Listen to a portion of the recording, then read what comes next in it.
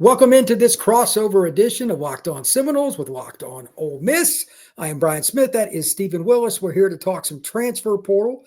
Florida State is entertaining a certain Micah Pettus as a possibility, former Ole Miss Rebel. Steven, we're going to talk about him. We're going to talk about a few other portal guys, some Lane Kiffin information. You and I love talking about that when I go on your show, and also maybe a little college football playoff. So, Steven, thank you very much for doing this crossover with me. I truly appreciate it. First question for you. Pettus is a massive guy, and I believe he's from Madison, Alabama. He's somewhere from the state of Alabama. Goes to Ole Miss. When did you hear, because, I mean, you've worked at Ole Miss and all that. When did you hear, okay, this guy's got a chance to be a player for us? How did that all kind of work out behind the scenes to the point where he was actually in the lineup for the Rebs? I think it goes back to 2022. He emerged as the right tackle. And that was a weird year for Ole Miss, for anybody who knows. That was the Zach Evans and the first year of Quinshon Judkins, where Ole Miss ran the ball like 75, 80% of the time. So Micah Pettus was a road grader out at right tackle. He was perfectly suited for the run game. He is what you expect. And honestly, Micah Pettus in a real world, if we're really doing it, not in the NIL world where you have to pay to keep people and all that. And he obviously wants to be a tackle, but his future is at guard. This guy is an absolute road grader in the run game, and he has a little bit of a problem being grabby in the pass game.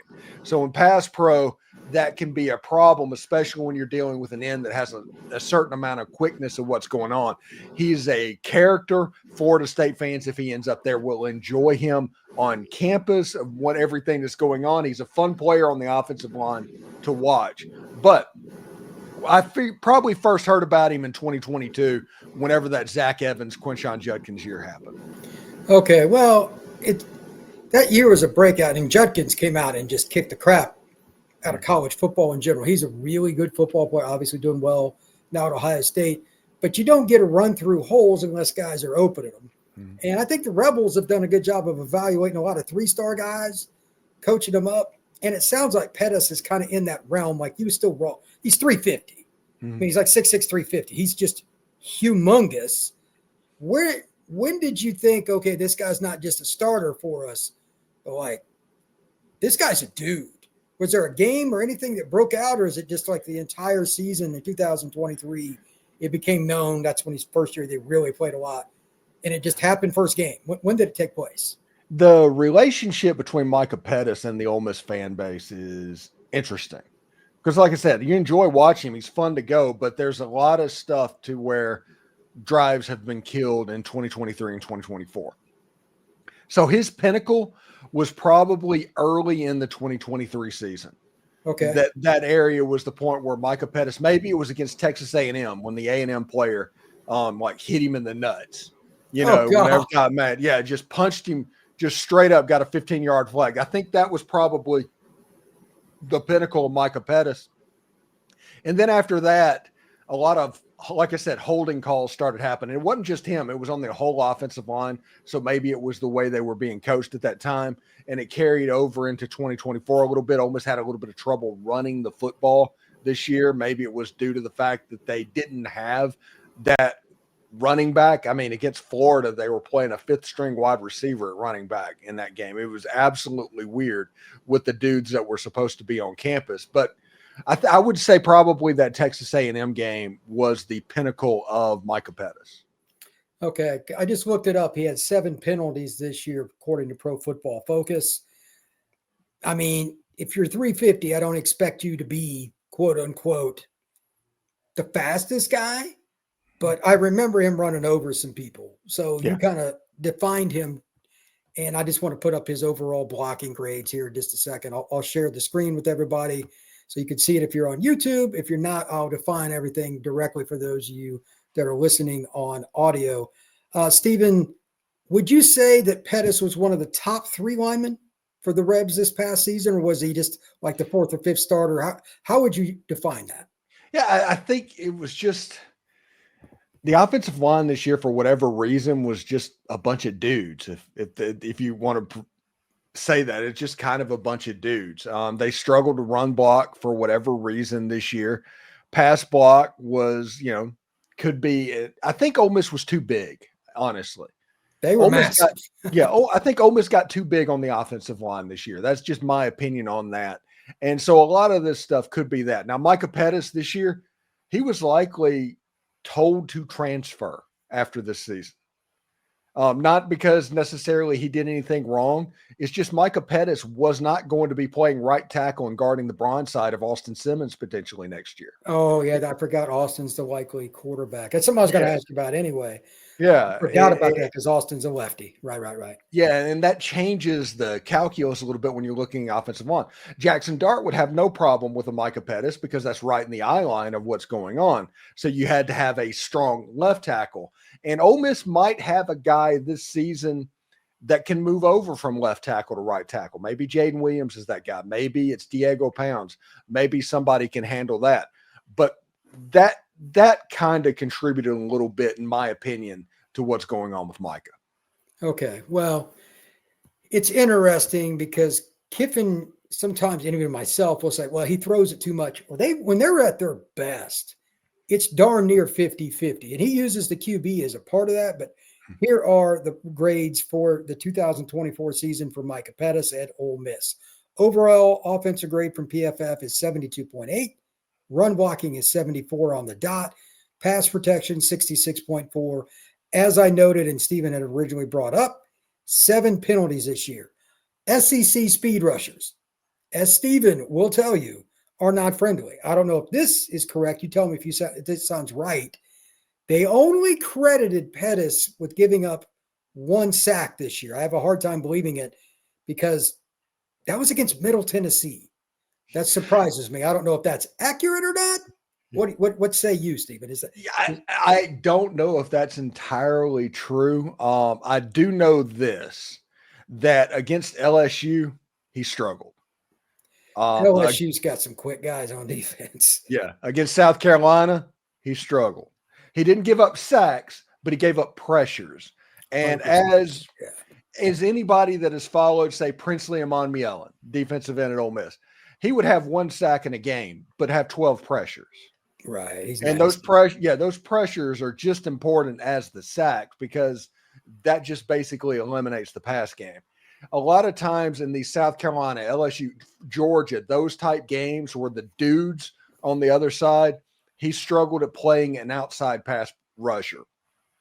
You move him into guard, right guard, left guard, something like that, to where he has some help on the outside to where he's dealing with 3 techs.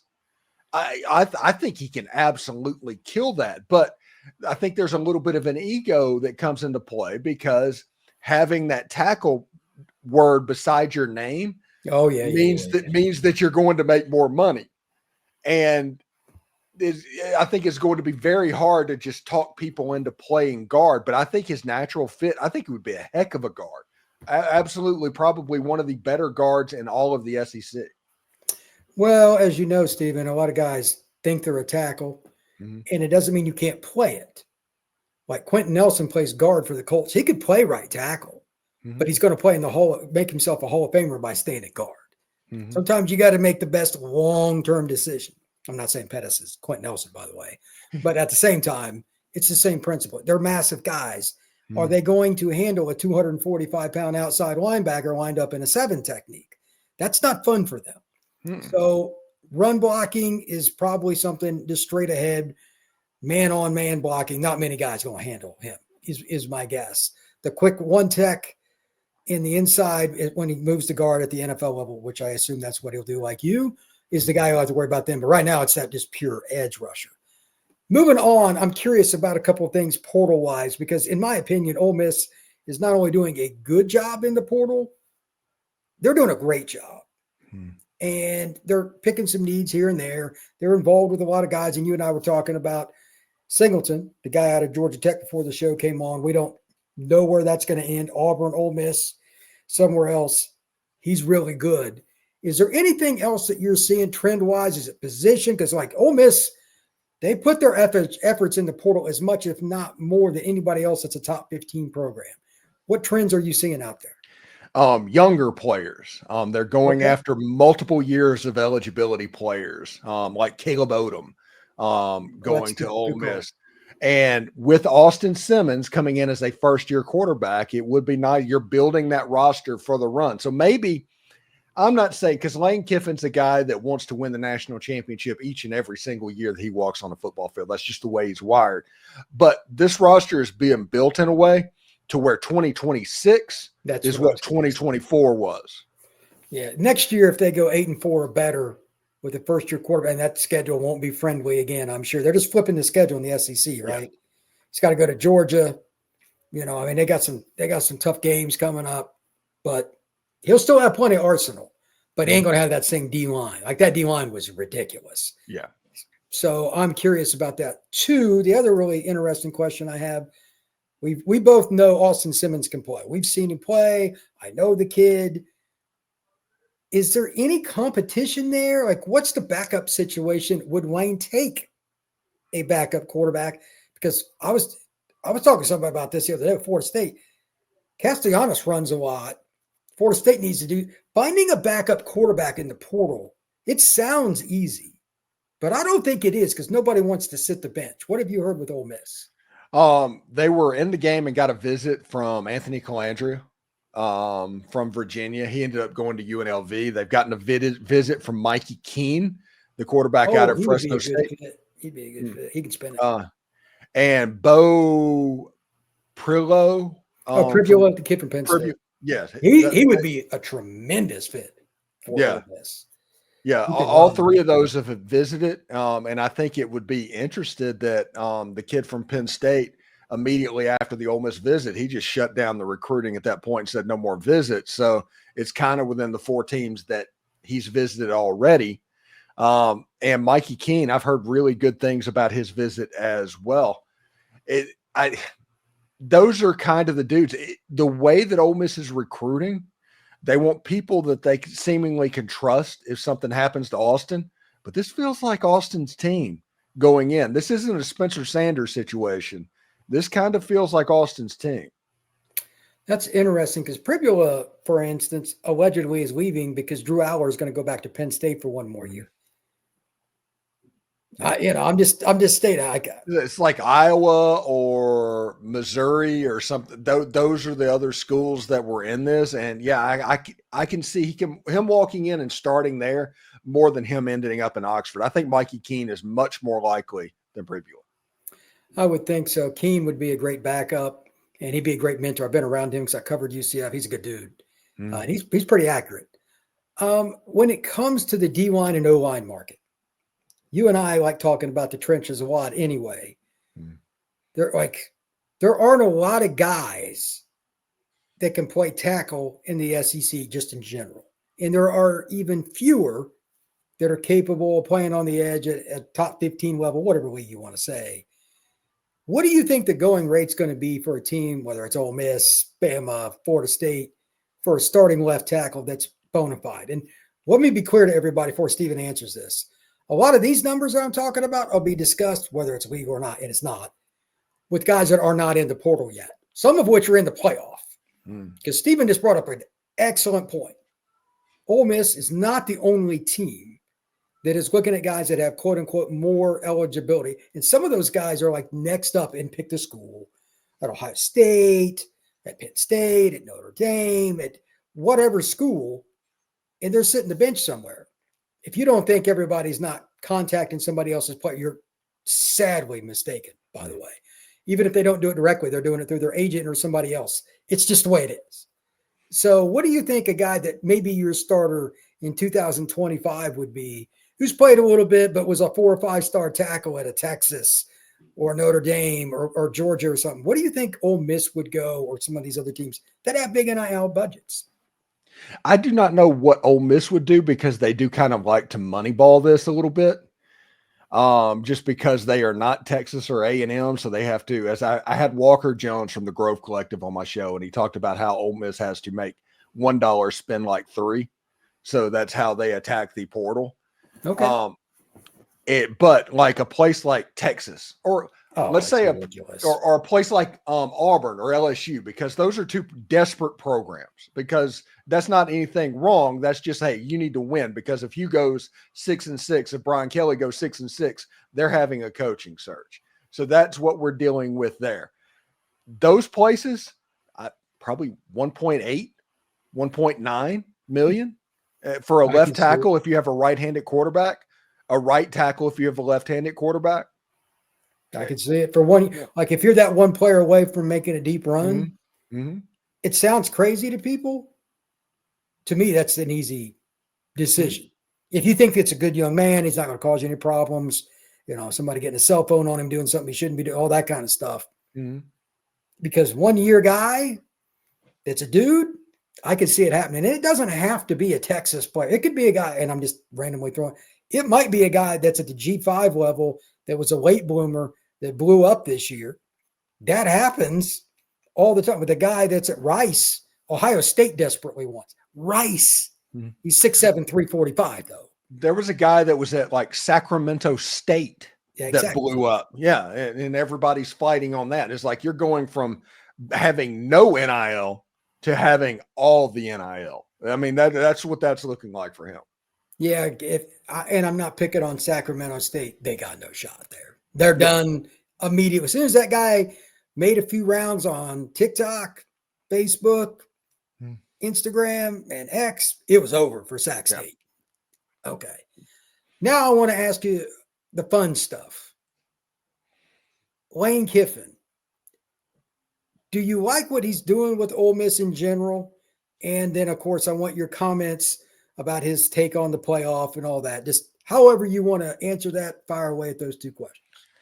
I'm extremely thrilled with Lane Kiffin. I mean, Ole Miss is a win against Duke in the Gator Bowl from having 3 10-win seasons in 4 years. That's pretty good for Ole Miss standards, to say the least. Yeah. So every Ole Miss fan is thrilled with Lane Kiffin. And I have no problem with what he's doing in the playoff. And we talked off the air before it started. It's kind of like when he was at FAU and he did the season ticket thing to where the shirt didn't quite fit and he was very monotone and all that. And they ended up playing that on SportsCenter, and that was the goal, to get attention the only way that they could, because they were at Florida Atlantic at that point. Lane Kiffin, through what he did, no matter how you think about what he said, do I think he meant it? No, I don't. But him saying it got a ton of engagement over the course of the college football playoff weekend, to where Ole Miss was being talked about by everybody while they weren't playing in college football playoff games. That was the intent of all of this, and I think he succeeded in the intent. Now, is he the villain right now in college football? I did a show on Monday to where it's like, yes, Lane Kiffin has become the villain of college football to everybody outside the SEC. Ole Miss needs to embrace being the villain and the face of the SEC. Now, if Georgia wins and all that, winning's a different thing, but just the face. People are going to associate Lane Kiffin with the SEC because they view him as whining over the playoff. Does Ole Miss deserve to be in the playoffs? No, they lost to Kentucky at home. They do not deserve it, but their ranking makes it close enough to where he could play that game of making the tweets on there. And all of a sudden it makes sense, because if Indiana's getting blown out, if SMU's getting blown out, if Tennessee's getting blown out, Ole Miss has as much right to say, hey, you put us in those games, we would do better than that. Now, would they? I don't know. Who knows? But the fact that the blowouts happen means he could talk. The way he talks is going to get the attention of the outsiders, and Joel Klatt and all of these are talking about what Lane Kiffin said today. And that was exactly the point. I think he is a lot smarter than people give Kiffin credit for. He's a goofy guy. I don't think he would deny that, but he is also somebody that's very cunning. He knows how to get under people's skin. I forget what exactly he said, but when he was on air with one Mr. Paul Feinbaum not too long ago, and he was like, what is exactly that you do? Like, just live to his face. It's hilarious. Yeah. I was like, oh my God. He really is the modern day Steve Spurrier. Yeah, he's the closest thing. Steve was the best I ever saw at it. Yeah. But Kiffin ain't far. He's good at that stuff. And I think that's hilarious. It is what it is. Any advice that you would say to Florida State fans about like building through the portal? I've given my own takes on it. And Florida State, until this year, in my opinion, was the best at evaluating it. Obviously, they failed miserably in 24, and I'm being kind. What thoughts do you have about the portal and building through it? The position that you can't portal, that you want to be able to portal, that you need to be able to portal is a quarterback. The teams that do the yo-yo up and down are teams that go and try and find 1-year rentals in the transfer portal playing the quarterback position. Florida State found that out this year. And whenever that happens, if you have one missed evaluation, it can throw everything askew. It's high risk. It's one of those things to where Ole Miss, the way that Lane Kiffin does it, he went and got Jackson Dart. Jackson Dart had 3 years of eligibility. So he got to basically deal holistically. Yeah. So you got to grow into the system. And while that happened, they recruited an Austin Simmons. Austin Simmons is getting ready to be in his 3rd year in the system. So what Lane Kiffin's done is he gets all the pub of being a transfer portal king and all of that. But the reality is the really important positions are positions that have multiple years of eligibility, and they make the system culture shift pretty consistently happen. And as long as you can avoid those super leaders, because everything in college football is quarterback driven, as long as you can find somebody in your system to play the quarterback position, you're going to be all right. If you're Florida State, you had Jordan Travis, you would have been fine. I mean, it's amazing how different that program looked with Travis as Uyunglele. Yeah, like Florida State's got Thomas Castellanos coming in, but he played at UCF under Gus his freshman year. So that's a little different. He was built in a lab for the Gus Malzahn offense. Oh, 100%. Because he could play tailback at Florida State or Ole Miss. Like, he's that athletic. Yeah. But for the most part, there's a Cam Ward or whatever in every portal cycle. But I'm pretty leery on it too. Notre Dame's gotten away with it a little bit and some other teams. But most teams do better to kind of go through the traditional, like Alabama, obviously Georgia. LSU, Daniels was a 2-year. Some people forget Jaden was pretty good as a senior, but as a 5th-year senior, it was ridiculous. Yeah. 2nd-year guys are going to do better. It's just more time and reps there. I agree. And I told some of the Florida State people on the site earlier today, before we did this podcast, talk about, we got to get to the point where you're seeing Florida State get top classes again out of high school in certain spots, O-line in particular, quarterback. So the portal is the accent. It is not the end all be. And to be honest, with Ole Miss, I think they've been overcharged with that, because like Quinshon Judkins is a kid they stole out of Montgomery, right from underneath Auburn's nose. We talked about Suntarine Perkins all year. Oh my God. Well, you and I talked about him before he got to Ole Miss. We both like this NFL player. Yeah. Period. Like, he's ready for the NFL now. Unfortunately for Perkins, he can't even leave. He's only a sophomore. I'm sure that whoever does these freaks list, him and Jeremiah Love are 2 sophomores. They're getting cheated because both of them are ready for the National Football League. It's just, they're the exception of the exception, but that's a whole nother tangent. So, the next thing that college athletes are going to do after they get finished suing the NCAA on every single issue is going to be suing when they can be a professional football player. That'll come back up. That's an antitrust thing. There's been guys try it. It may pass. And I don't know how you get that done, because there are a lot of kids that would probably think they're ready. In the NFL, it's not as much about the physical, it's the off the field. So they want older guys because of cell phones and everything. They're worried about what they do off the field more than on the field. And they're not going to say that, but I know that's to be the case. Yeah, but players like Deion Smith should be playing in the USFL right now, not trying to get eligible for college football. Yeah, he's too athletic to be sitting around. It is what it is. Yeah. All right, for Steven Willis, this is Brian Smith. Thank you for watching this Locked On crossover, Locked On Seminoles, Locked On Ole Miss. Everybody have a good one. I will talk to you again very, very soon.